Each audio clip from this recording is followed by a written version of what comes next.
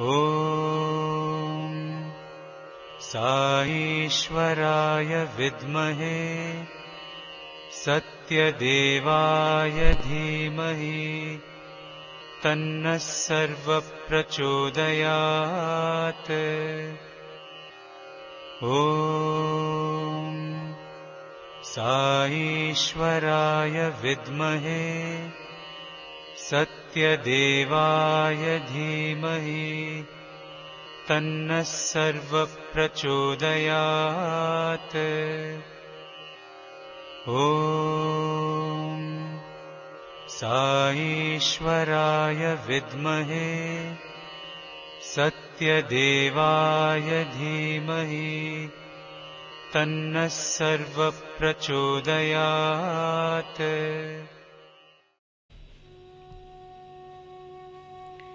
जय साई राम। भगवान श्री सत्य साईं बाबा के चरण कमलों में मेरा प्यार भरा साष्टांग प्रणाम। उनके प्रथम दर्शन ही मेरे जीवन की सबसे महत्वपूर्ण घटना है। एक ऐसी घटना जो मेरे लिए सदैव यादगार रहेगी। वे हर क्षण, हर पल, पग पग पर मेरे साथ हैं। शुक्रिया स्वामी, हर चीज के लिए आपका शुक्रिया। दर्शन देने का शुक्रिया, अपना बनाने का शुक्रिया, मेरी आंखों में बस जाने का शुक्रिया तथा मेरे दिल में बस जाने का भी शुक्रिया। भगवान श्री सत्य साईं प्रभु की सभी पर कृपा बनी रहे। प्रभु चरण कमलों में अर्पित सचरित्र तुम्हारा रचित हुआ परायण ग्रंथ के रूप में मेरे प्रभु करुणा निधान इसे स्वीकार करें। इसे कर दो कामना पूर्ण हर सुनने वाले की। जय साई राम। भगवान श्री सत्य साईं का परायण, तीसरा अध्याय। संभवामि युगे युगे। यदा यदा हि धर्मस्य ग्लानिर्भवति भारत, अभ्युत्थानम् अधर्मस्य तदात्मानं सृजाम्यहम्। परित्राणाय साधूनां विनाशाय च दुष्कृतां, धर्म संस्थापनार्थाय संभवामि युगे युगे। श्रीमद् भागवत गीता। पुट्टवर्धनी। मौजूदा पुट्टपर्ती गांव को पहले गोलपल्ली यानी ग्वालों का गांव नाम से जाना जाता था। इस सारे गांव में ग्वाले अपनी गायों के साथ निवास करते थे। एक दिन एक ग्वाले ने पाया कि उसकी एक गाय आसपास के खेतों से घास चरकर जब घर आई तो उसके थन में दूध नहीं था। उसके बाद भी लगातार कई दिन तक उसने ऐसा ही पाया। उसने समझ लिया कि कोई चोरी से गाय के दूध को दूह लेता होगा। इसका पता करने के लिए एक दिन उसने चुपके चुपके गाय का पीछा करने की ठानी। गाय सदा की भांति जंगल की ओर निकल गई। ग्वाला गौर से उसकी गतिविधि देखता गया। गाय सीधा सांप के एक बिल के पास पहुंची। उस बिल से एक सांप निकला, गाय के पिछले पांव से लिपटा और मुंह गाय के थन के पास ले जाकर बिना उसको कोई चोट पहुंचाए इत्मीनान के साथ दूध पीने लगा। ग्वाले ने गुस्से से आंख बबूला होकर सांप पर एक पत्थर दे मारा। उसको जरा भी ख्याल नहीं आया कि यह सांप साधारण सांप ना होकर साक्षात देवता भी हो सकता था। पत्थर सांप के खून से लथपथ हो गया। सांप मर चुका था। उस दिन से गोलपल्ली में ग्वालों की आबादी घटने लगी और वहां चारों ओर सांपों के बिल फैलने लगे। लोगों को विश्वास हो गया कि उस देवी सांप के शाप के कारण ही उन पर विपत्तियों का पहाड़ टूट पड़ा था। समय गुजरता चला गया। अब उनका गांव गोलपल्ली के बजाय पुट्टवर्धनी यानी सांप के बिलों की बहुतायत वाला स्थान नाम से जाने लगा। वही नाम धीरे धीरे बदलकर पुट्टपर्ती हो गया।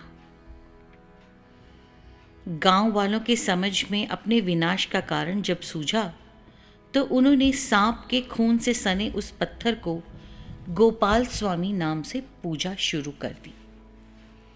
गोपाल स्वामी मतलब कृष्ण कन्हैया ही है।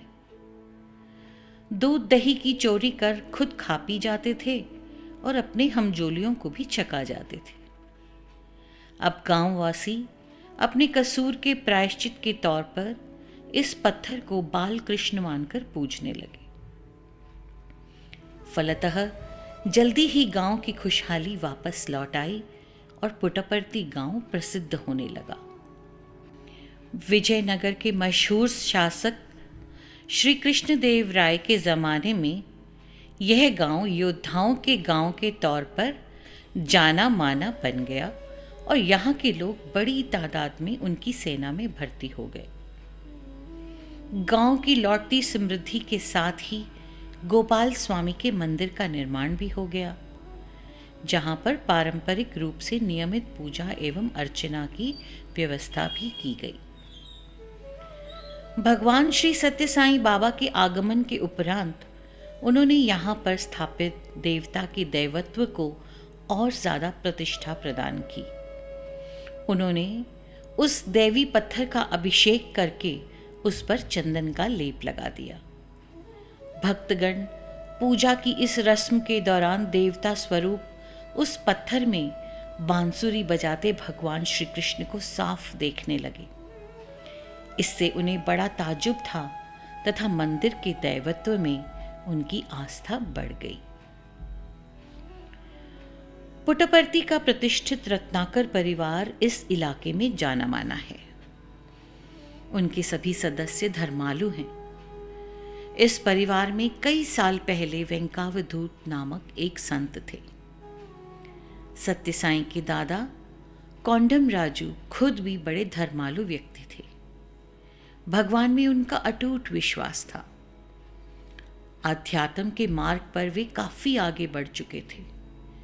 वे याददाश्त के बल पर ही रामायण, महाभारत सरीखे महाकाव्यों की कहानियां तथा श्लोक सुना सकते थे। स्वप्न में प्राप्त निर्देश के अनुसार उन्होंने पुट्टपर्ती में भगवान श्री कृष्ण की पत्नी सत्यभामा देवी के मंदिर का निर्माण किया। पुट्टपर्ती में इस मंदिर को अब सत्यम्मा का मंदिर कहा जाता है। कौंडम राजू की पत्नी का नाम लक्ष्मम्मा था। वे भी धर्मालु थी। इस धर्मशील दंपति के 2 बेटे थे। अपने पूर्वज वेंकावधूत के नाम पर बड़े लड़के का नाम पेद्द वेंकप राजू तथा दूसरे छोटे बेटे का चिन्न वेंकपा राजू नाम रखा गया। अपने पिता की तरह ये दोनों भी महाकाव्यों के श्लोक के गायक के रूप में प्रसिद्ध थे। ईश्वरम्मा करनूल जिले के कोईकुंटल तालुक के कोलिमी कुट्ट गांव में कौंडम राजू के नजदीकी रिश्तेदार रहा करते थे। इस परिवार का नाम मीसरगंडा था। उस परिवार के सुब्बा राजू ने अपने गांव में शिव मंदिर बनवाया था। जिस समय मंदिर का निर्माण चल रहा था, सुब्बा राजू की पुत्री ने जन्म लिया। उसको नाम दिया गया नामगिरी। एक यात्रा की वापसी के मौके पर कौंडम राजू इस गांव में पहुंचे। इस इलाके में डाकुओं का बड़ा आतंक रहता था। कौंडम राजू को यह देखकर बड़ा दुख हुआ कि उनके रिश्तेदारों को डाकुओं के डर में जीना पड़ रहा था। उन्होंने उन लोगों को सलाह दी कि वे अपना गांव छोड़कर चित्रावधी नदी तट पर स्थित कर्नाटक नागपल्ली गांव में आकर बस जाएं। वहां उन्हें डाकुओं का कोई भय नहीं रहेगा। इसके साथ ही उन्होंने उन लोगों को आश्वस्त किया कि वे उनकी बेटी को अपनी बहू बनाएंगे। उनकी सलाह को मानकर मीसरगंडा परिवार कर्नाटक नागपल्ली गांव में आकर बस गया तथा खेती से अपनी गुजर बसर करने लगा। प्रभु की इच्छा से नामगिरी की शादी पेद्दा वेंकप राजू से हो गई। कोंडम राजू ने अपनी पुत्रवधू का नाम बदलकर ईश्वर अम्मा रख दिया, जो भविष्य में सार्थक हो गया। ईश्वर अम्मा और पेद्दा वेंकप राजू दोनों ही धर्मपरायण थे। उन्होंने एक बेटे शेषम राजू तथा 2 पुत्रियों वेंकम्मा तथा पार्वतम्मा को जन्म दिया। उनके बाद जन्मे 4 बच्चे जीवित न रह पाए। इससे लक्ष्मम्मा बहुत दुखी थी तथा उन्होंने परिवार में एक और संतान के लिए भगवान से विनती करती रहीं। स्वामी का अवतरण। प्रभु के प्रकट होने की घड़ी आने को थी। धरती पर भगवान के अवतरण हेतु असंख्य साधकों, ऋषि मुनियों और संतों की विनती फलवती होने को थी। दुखों के बोझ से कराहती धरती मां का आक्रंदन दया सागर ने सुन लिया था। ईश्वरम्मा प्रसवती थी। यह उनका 8वां बच्चा होता। निर्गुण निराकार परब्रह्म अब रूप धारण कर प्रकट होने वाला था। घर में मृदंगम, तानपुरा सरीखे वाद्य अपने आप ही बज उठते थे। इस असाधारण घटना से लोग जहां एक और प्रसन्न होते थे, वहीं दूसरी ओर अचरज के मारे दंग भी रह जाते थे। इसके बारे में जानने के लिए पेद्दा वेंकप राजू सबसे करीबी शहर बुक्कापट्टनम पहुंचे, जहां उन्होंने इसके बारे में ज्योतिषियों से पूछताछ की। प्राचीन शास्त्रों के अध्ययन के बाद ज्योतिषियों ने जानना चाहा कि परिवार में कोई स्त्री प्रसवावस्था में तो नहीं थी। जब वेंकप राजू ने हामी भरी तो ज्योतिषी ने कहा, स्वर्ग के संगीतज्ञ गर्भ में पल रहे बच्चे की खुशी की खातिर संगीत वाद्य बजा रहे हैं। भगवान जब अवतार लेकर धरती पर उतरने को होते हैं तो ऐसी घटनाएं हो जाती हैं।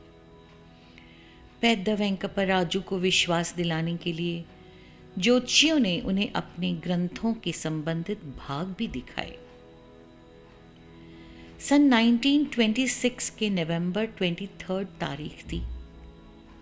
हिंदू पंचांग के अनुसार उस दिन सोमवार, पूर्णिमा के बाद की द्वितीया, कार्तिक मास, अक्षय वर्ष और समय आर्ध नक्षत्र पड़ता था।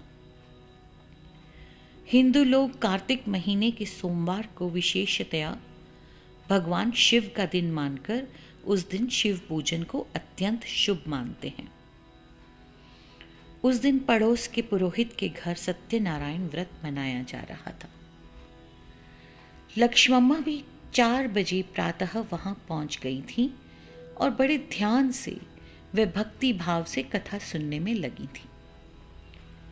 इधर घर में ईश्वरम्मा को प्रसव पीड़ा शुरू हो गई थी, इसलिए बार बार लक्ष्मम्मा के पास संदेश गया था कि उनकी पुत्र वधू को प्रसव वेदना शुरू हो गई है, इसलिए वे तुरंत घर आ जाएं।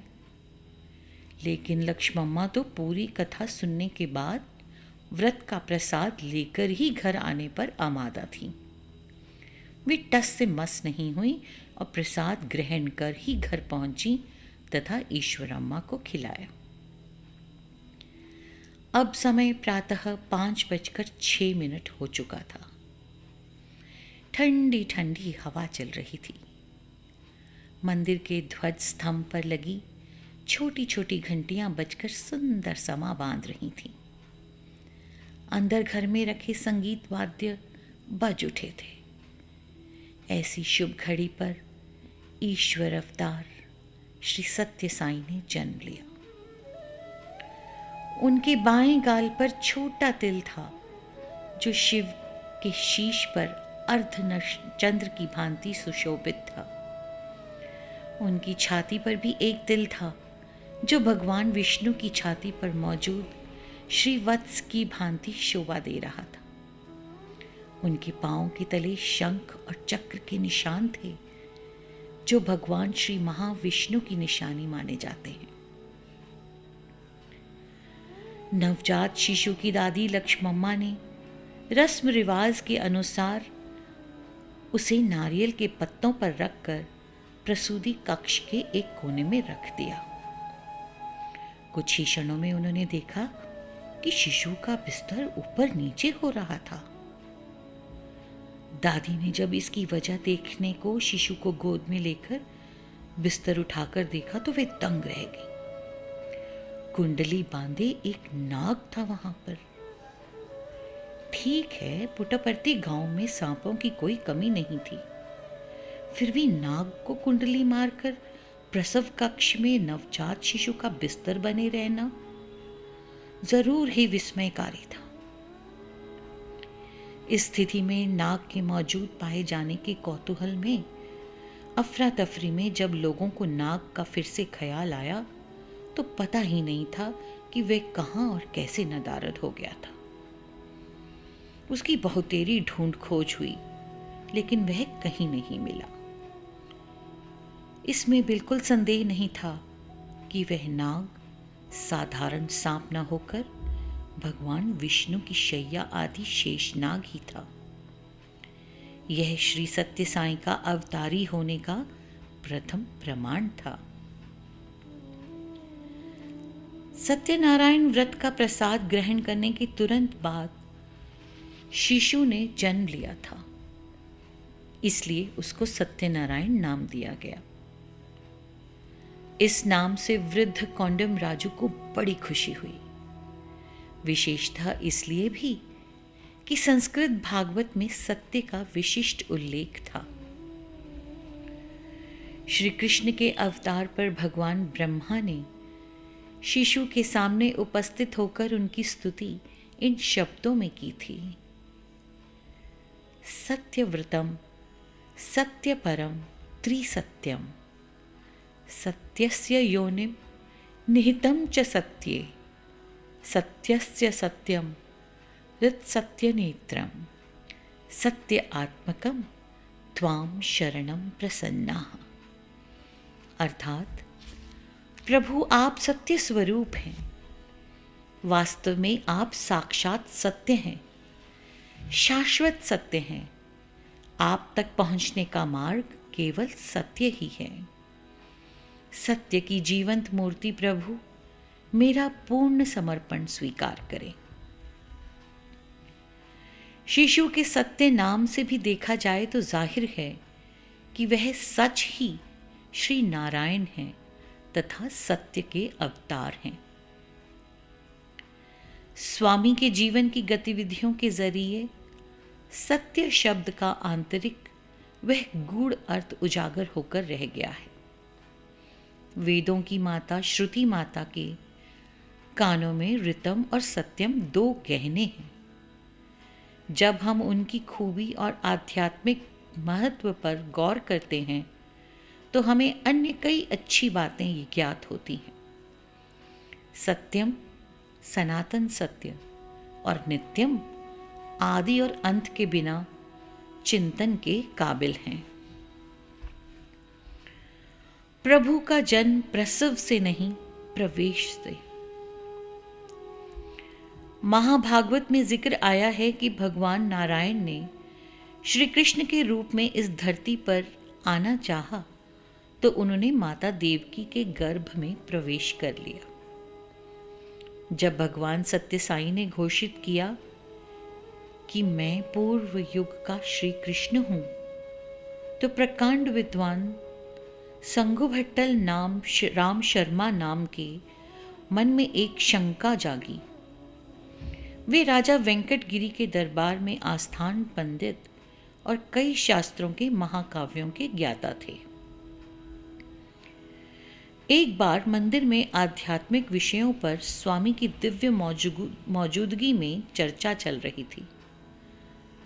संगू भट्टल राम शर्मा भी वहां पर थे। उन्होंने पूछा, स्वामी, आपका जन्म प्रसव से हुआ है या प्रवेश से? इस पर वहां मौजूद सभी लोग चौंक पड़े।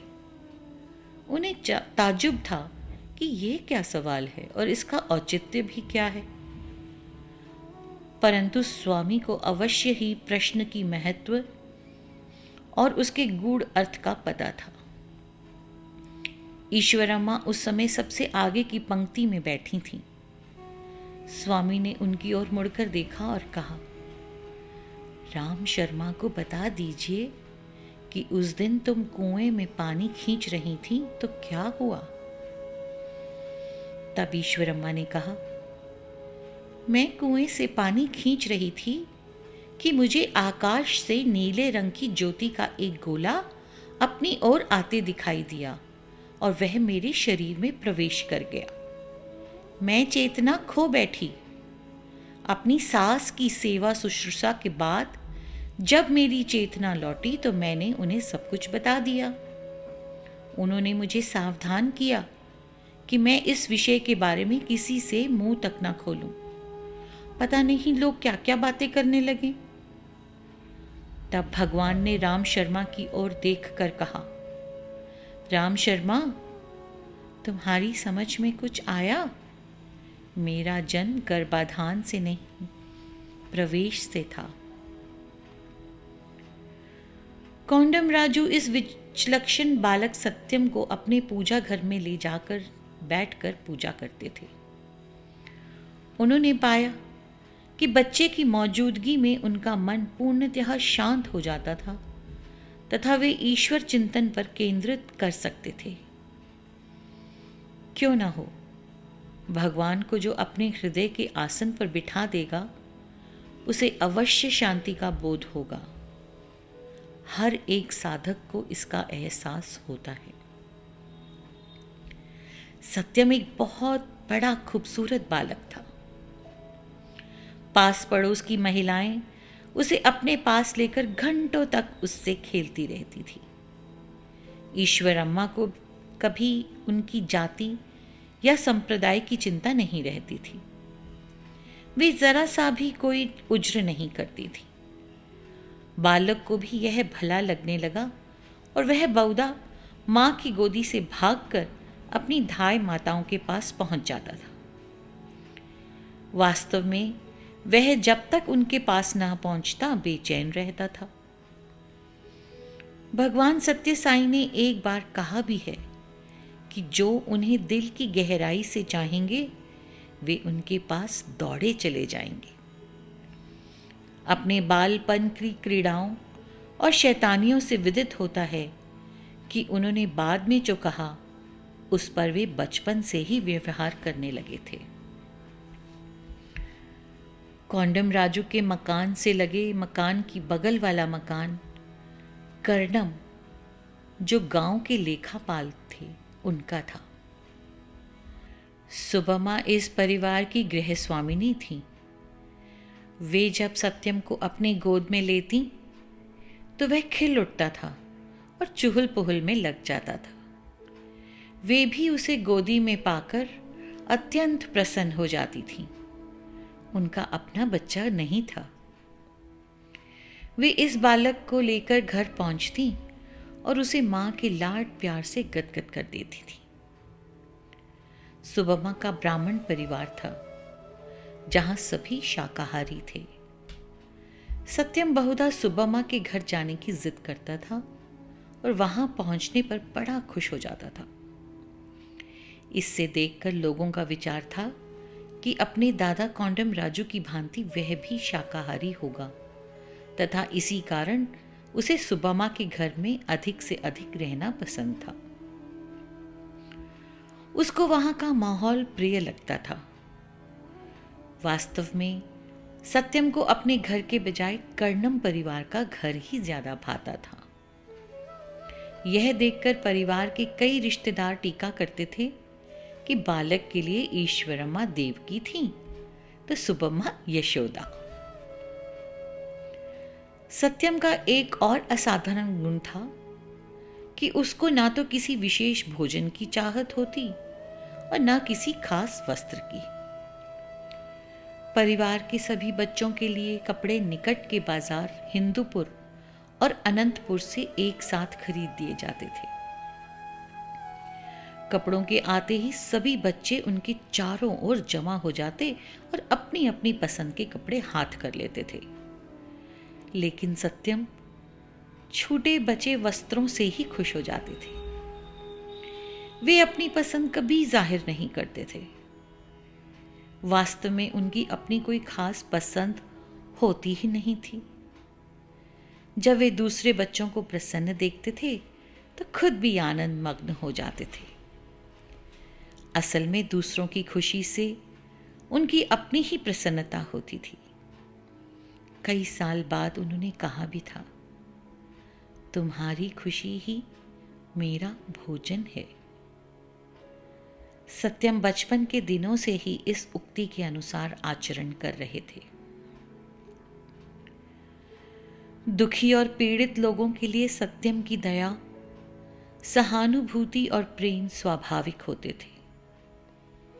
कुछ बच्चे खेल खेल में लगभग 1 दर्जन मेंढक पकड़कर उन्हें टोकरी में रखे कहीं ले जा रहे थे।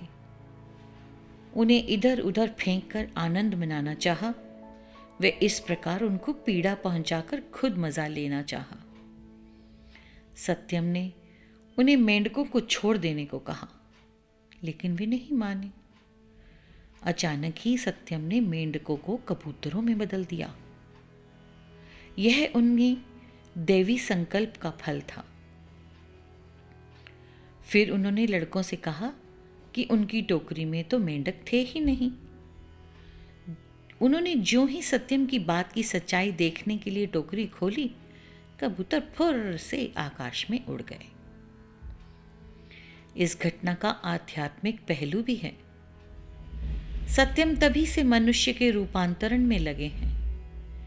वे मेंढकों की भांति अज्ञान के दलदल में फंसे इंसान को सशक्त मनुष्य बनाने में लगे हैं, जो पक्षियों की भांति मजे से आध्यात्मिकता के आकाश में उड़ सकें।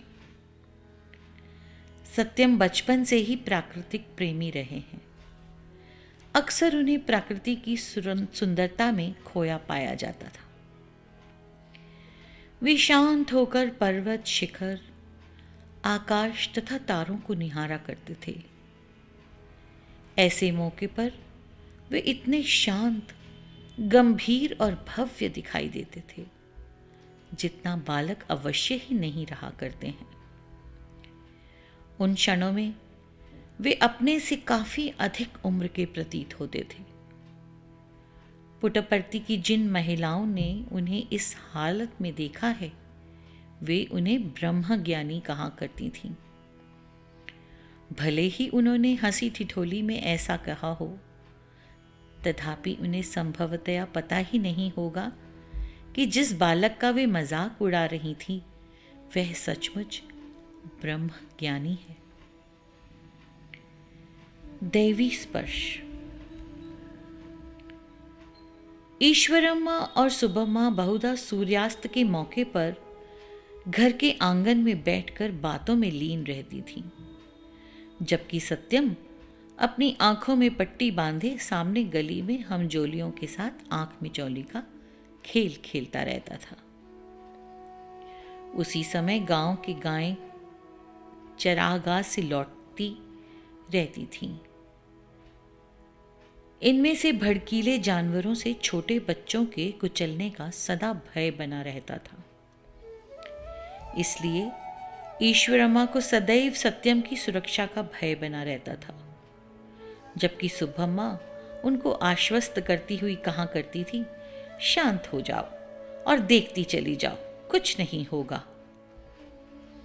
आंखों में पट्टी बांधे सत्यम किसी भी भड़कीले पशु को पकड़ लेता, जो उसके स्पर्श मात्र से वह पशु एकदम शांत हो जाता था। वह सिर नीचे कर लेता और चुपके चुपके आगे बढ़ जाता। कई बार ऐसी घटनाएं होती रहती थीं जिन्हें देखकर दर्शक आश्चर्यचकित रह जाते थे। सत्यम का जन्म आर्द्र नक्षत्र के समय हुआ था।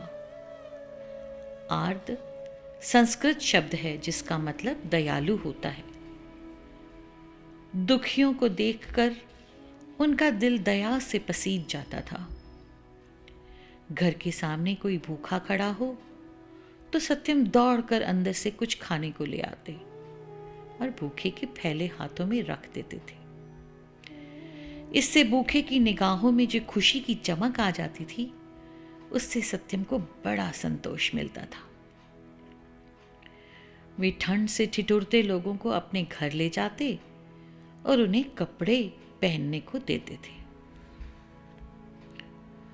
लोग बहुधा शिकार के पक्षियों को उल्टे टांग कर ले जाते थे। जाहिर है इससे उन्हें अत्यंत कष्ट होता था। इसी तरह बैलों की पूंछ मरोड़कर तेज चलने को बाध्य किया जाता था।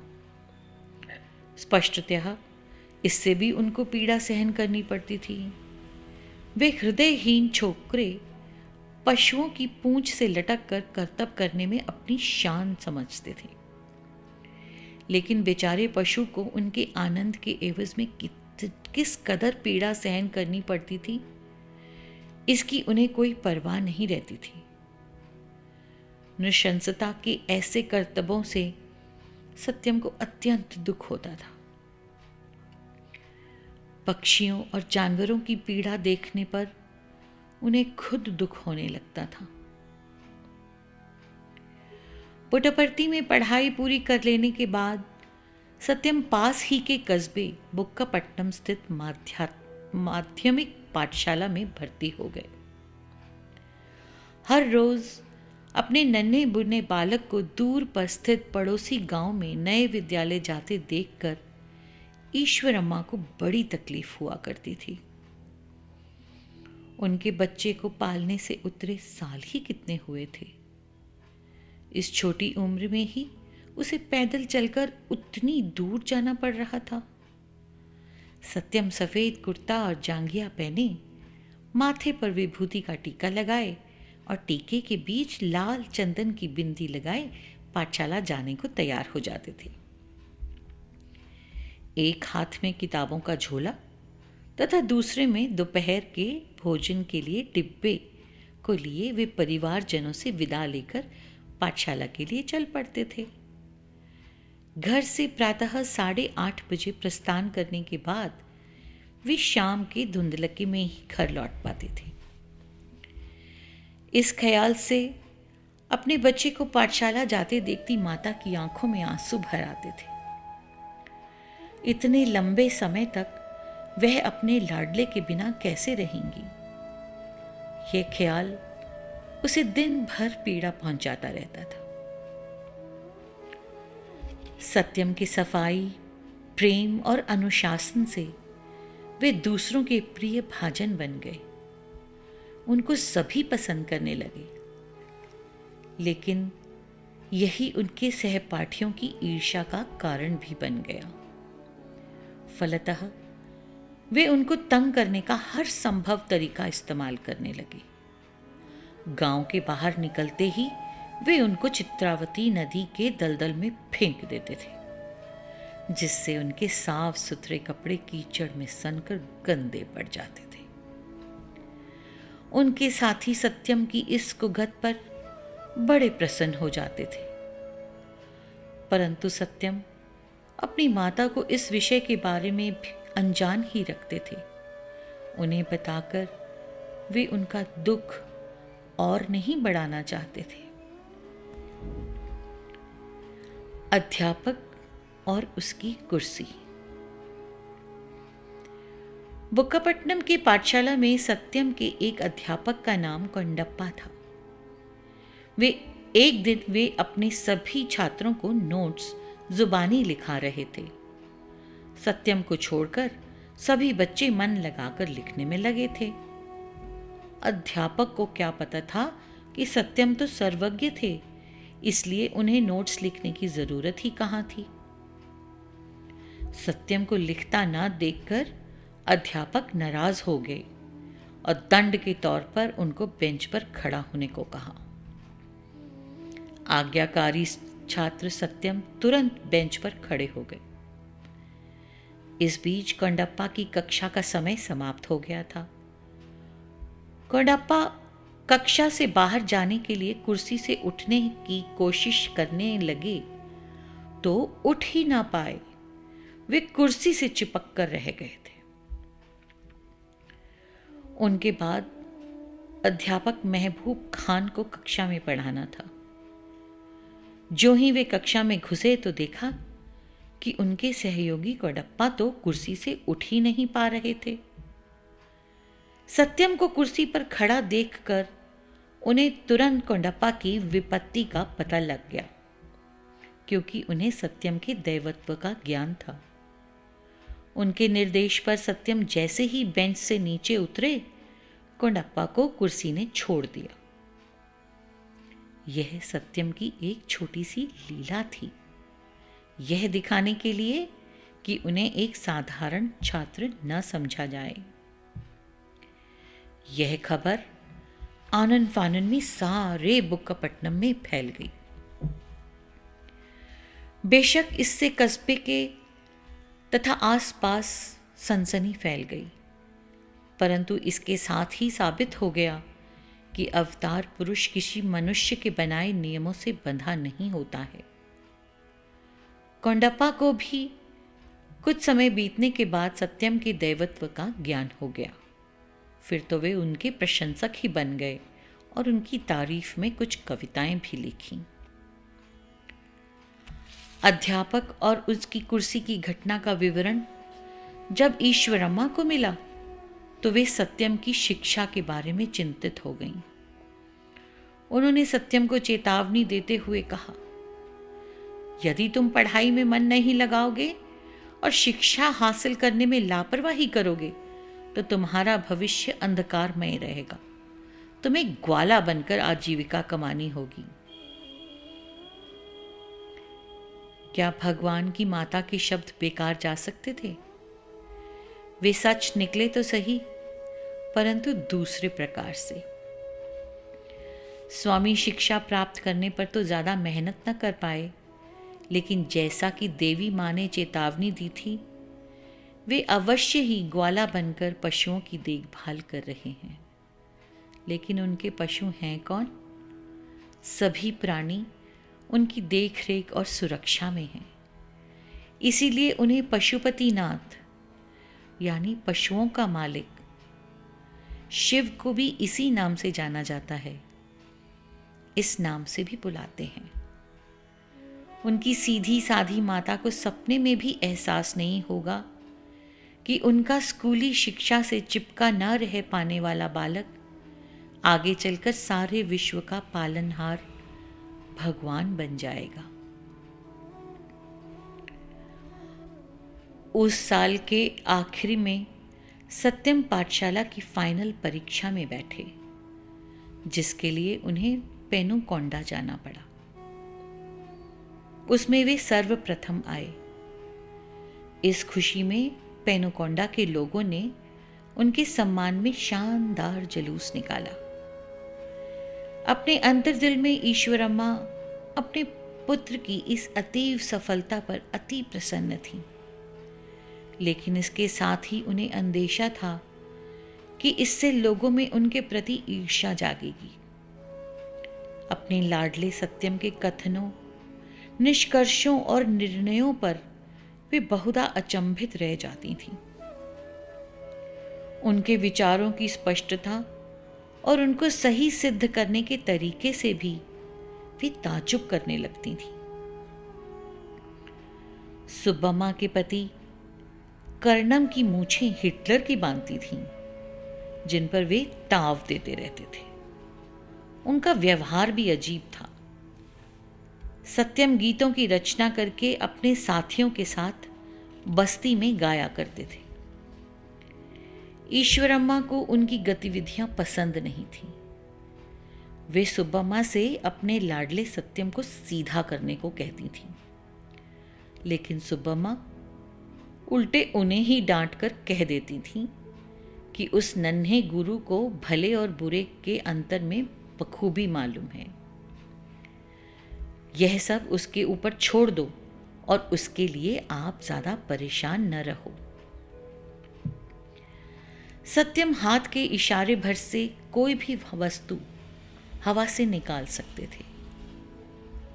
उनके साथी फल, फूल, मिठाई जो कुछ चाहते थे वे इस प्रकार सृजित कर उन्हें दे देते थे।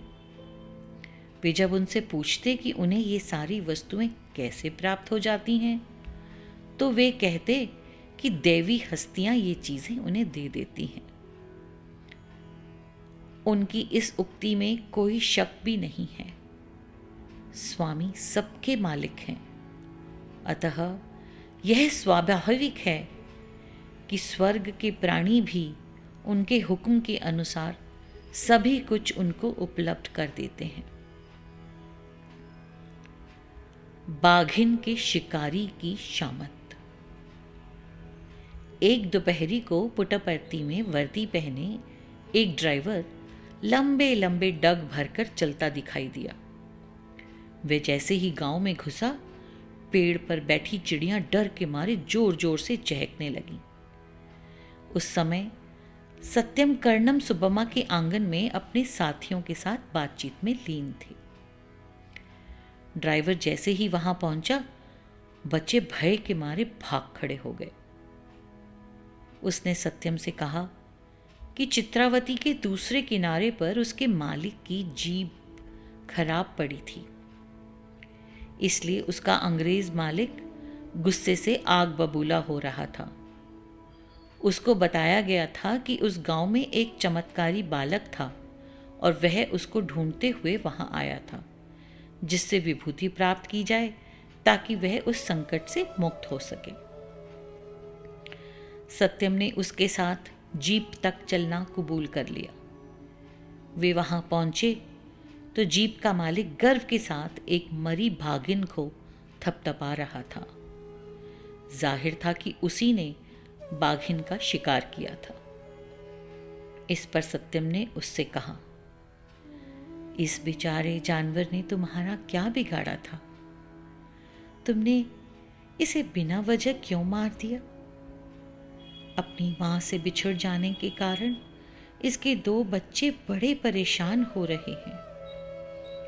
मैंने ही तुम्हारी जीप खराब की है।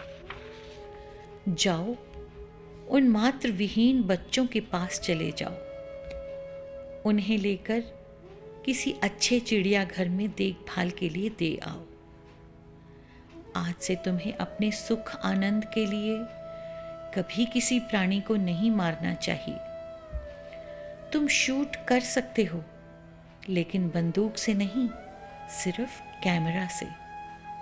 इस रास्ते पर चलते हुए तुम बहुत बड़ा नाम कमाओगे और प्रसिद्ध हो जाओगे। ताज्जुब कि उसी क्षण जीप ठीक हो गई और जिस रास्ते से आई थी उसी रास्ते पर वापस चल पड़ी थी।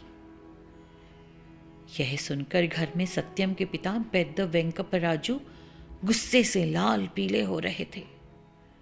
उनके बेटे ने एक अंग्रेज और वह भी बंदूकधारी को डांटा डपटा था। इससे पुलिस के लोग नाराज होकर उन्हें परेशानी में डाल सकते थे। इसके विपरीत अंग्रेज को अपने किए काम पर सचमुच पछतावा हुआ था। कुछ समय बाद वह बाघिन की खाल लेकर वहां आ गया। उसकी इच्छा थी कि सत्यम के पायदान के तौर पर इसका इस्तेमाल किया जाए। प्रशांति निलयम में मंदिर में स्वामी के सिंहासन के पास पायदान की जगह यह खाल रखी गई थी, जो आजकल भी वहीं है।